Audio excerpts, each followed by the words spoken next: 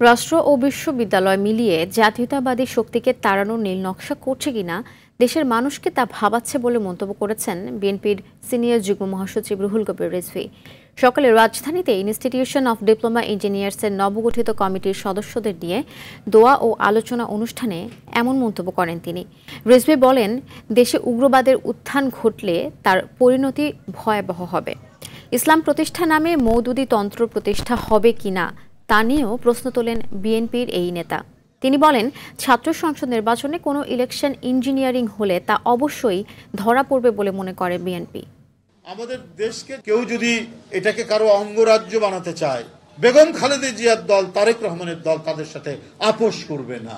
ছাত্রলীগের নেতা সেজে ক্যাম্পাসে অবস্থান করে হেলমেট পরে গণতান্ত্রিক কর্মী, ছাত্রদল সহ অন্যদেরকে আঘাত করেছেন।